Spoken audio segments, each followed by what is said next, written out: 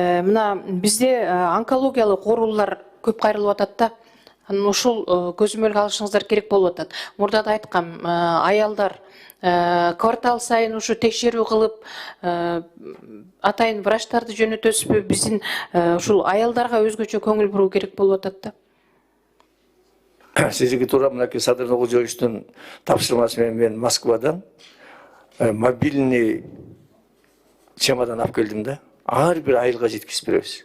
Ар бир айылдагы ФАПта бүт бардык элдерди текшерип турат да. Ошол өзүнчө искусственный эме боюнча текшерип башталыш, онкологический башталыш ооруларды диагноз кое турган эң жакшы мобильный чемодан алып келип атабыз. Эми ошол качан болот? Бир ай ичинде. Бир ай ичинде кирет.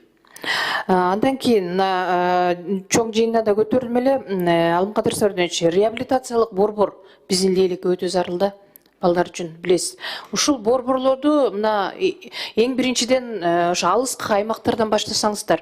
Мына биздин шаарда Бишкекте, Ошто болсо, бул жерде бир аз ооруканалардын дагы башка шарттар дагы кененирээк да.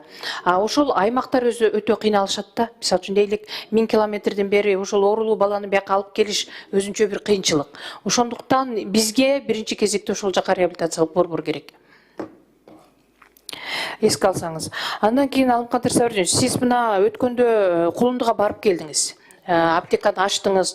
Бирок сиздер барганда ушул бир ачылышты жасап эле кетип калбастан, жалпы Лейлектин бир мындай саламаттык сактоо тармагы менен бир кыдырып, таанышып келсеңиз болмок да.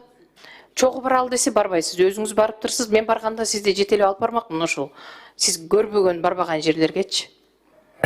Мен Лейлекке баратканда, ошол тиги Кулундуга баратканда, өзгөрүш деген айыл алыс экен. Ошол жактан алып, кечки саат 10го билет алып койгом да.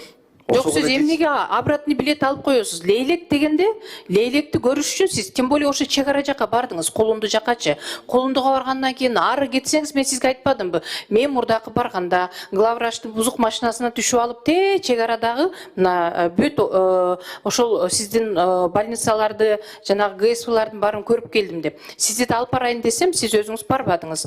Бул жолу барганда көрүп келсеңиз жакшы болмок. Мына сизге бир мисал. Ошол жерде жанагы чек аранын өзүндөгү достук ооруканасы. Эскиден Советтер Союзунан калган ушундай жакшынакай оорукана болчу. Аны билбейсиз сиз. Сөөгү таза, ушунчалык жакшы. Мен сизге айтып коеюн, мен ал жерди барып, Баткен Семейдон ошол жерде операция кылып, ошол жерде сактап калып, анда жакшы билет экенсиз. Анда ичин көрдүңүз да. Ошол жерге капремонт керек. Капремонт кылсаңыз, мына сонун больница, ал жерде жаңы оорукана куруунун кереги жок да.